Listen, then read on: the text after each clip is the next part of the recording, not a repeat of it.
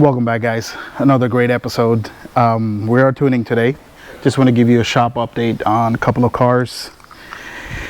So this is a built motor, smaller turbo. He's not going for full power, but there's been little issues here and there, electrical boost leaks and things like that, so we're fixing. We're just waiting on an exhaust on this Lancer converted to all-wheel drive Evo 10 drivetrain. So it should be here tomorrow, I believe. So we got Curtis, who's back, and we have his friend Terry, both from the same shop. We tuned him a couple of weeks back, well actually 4 weeks back. The shop that he was at before basically built his transmission and he lost all the gears. Well, actually he lost reverse gears. So we're gonna take it apart, send it to TRE, get it built. Him, long history. When we do the video on him, we will go through everything. What else we got? Yo, whose Subaru is this? Donnie. You don't remember no name. Donnie?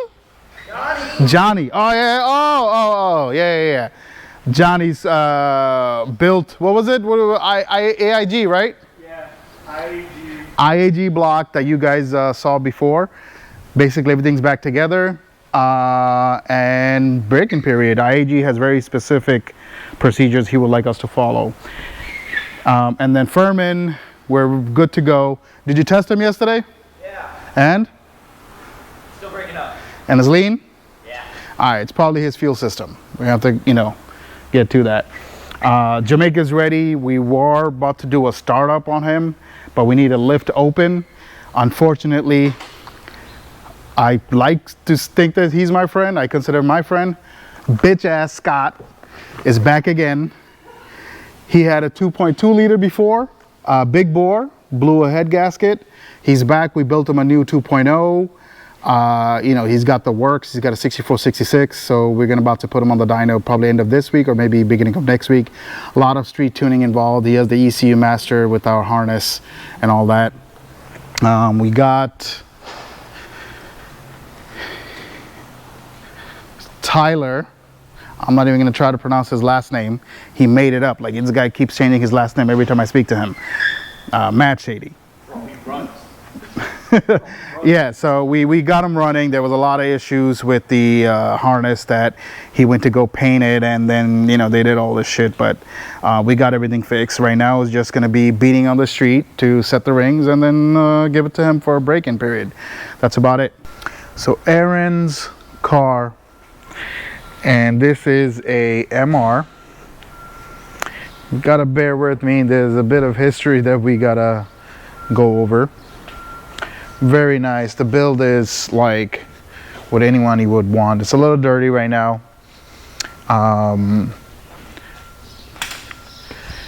So Aaron came to us.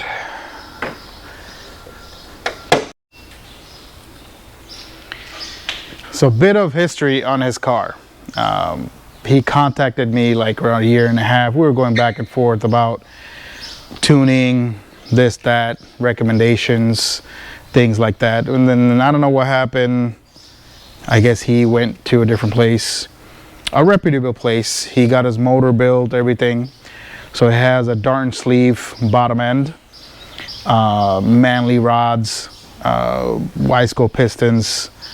He's got S2 cams, head has worked. And he has a Kozmic built trans with the cooler and everything. And he's got our Gennari's 62mm ball bearing turbo. I mean, he wanted 500 horses. He's got dual pump in tank with using the stock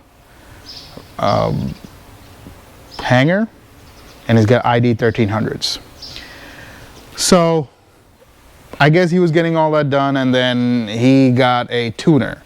His tuner that he got is a popular that I'm seeing on Evo X form e-tuner, and they were having issues. This they couldn't get the car above 22 psi and a certain RPM. It would just do hard cuts and all this other problems.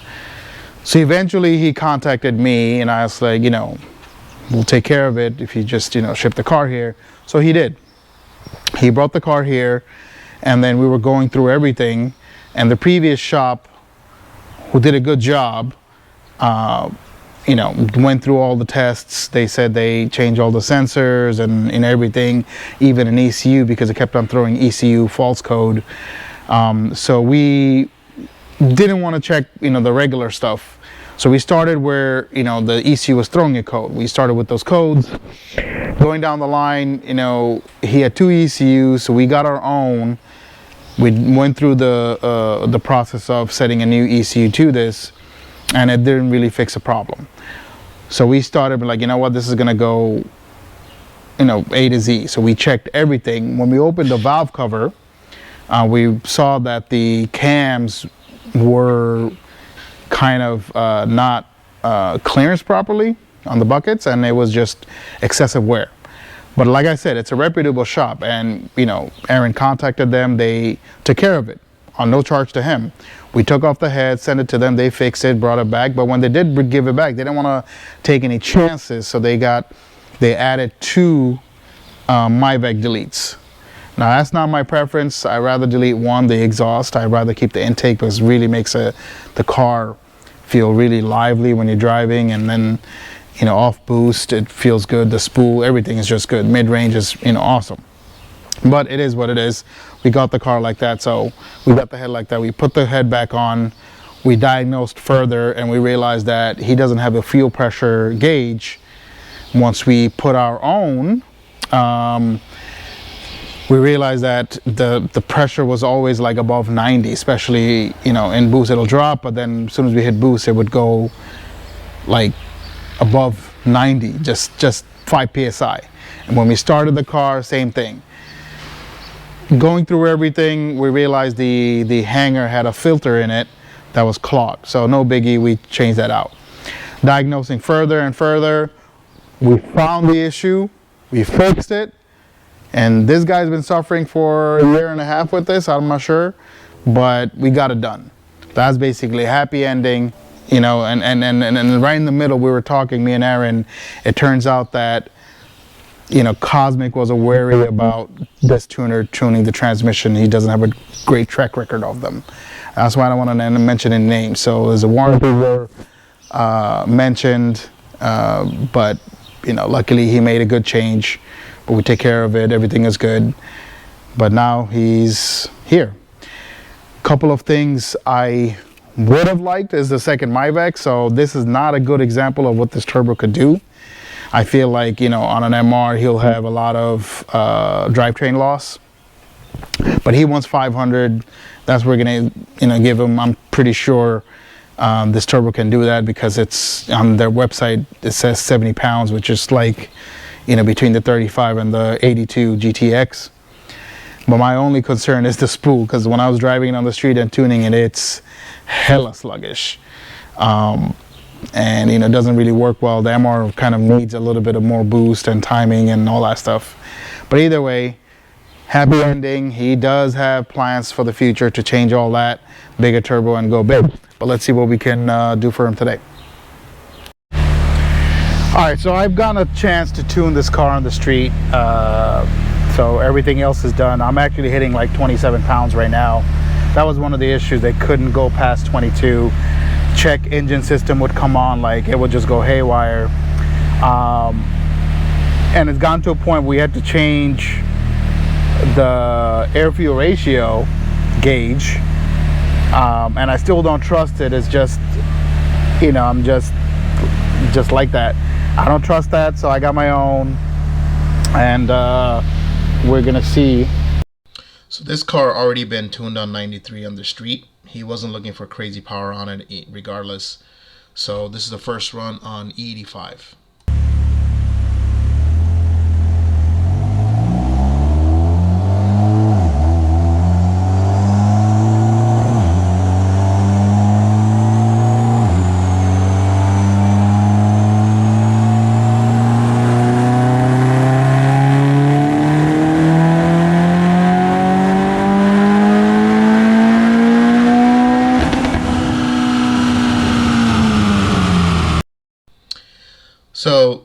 all right.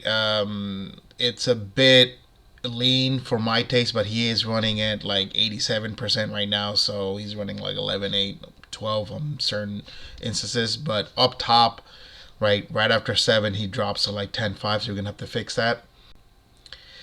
And this turbo feels like it'll spool a lot faster if you had both Maybachs. And right around 5, where his peak boost and torque should be, he needs that intake especially. That's where you see a non-linear, and I'm gonna try to fix that through tuning. But Maybach is very, very important, especially on the MR.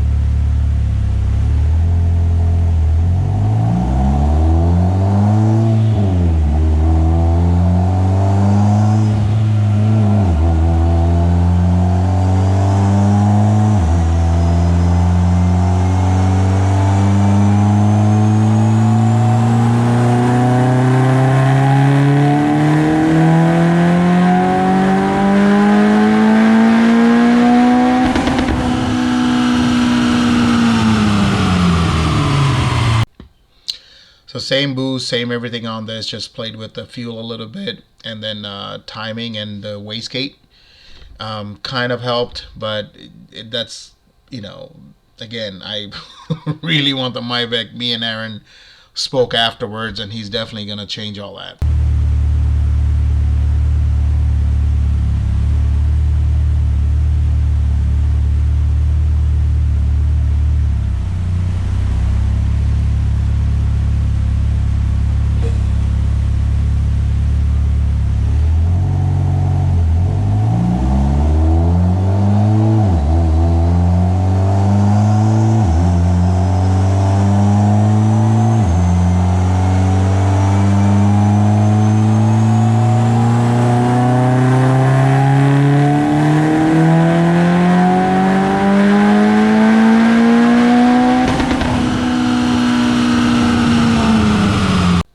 So this is around 29 pounds.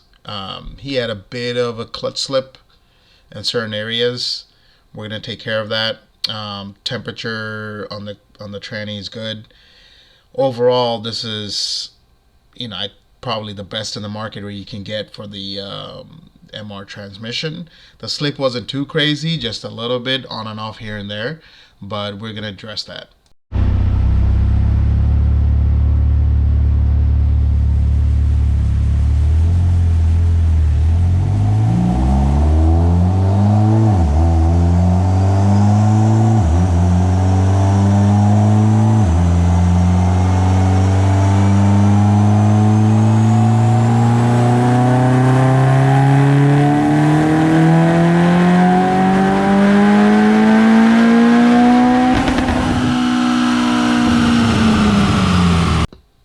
This is still on 29, 30 pounds. So I'm gonna add some timing in the next run. But I did notice around 55 when I'm transitioning between peak torque timing to power timing, the clutch is slipping. I don't know if it's my dyno or the wheel combination, but I'm definitely gonna have to take this to the street. I always like to, especially with the MRs, do a pre-dyno tuning on the street specifically for the clutch packs, and then afterwards too, because each dynos work different. These are 2,000-pound rollers each, and they do affect the clutch and slip. I find that on my dyno it tends to slip more than on the street, so I want to make sure that everything is right when Aaron is shifting and hitting it, that he has no issues whatsoever.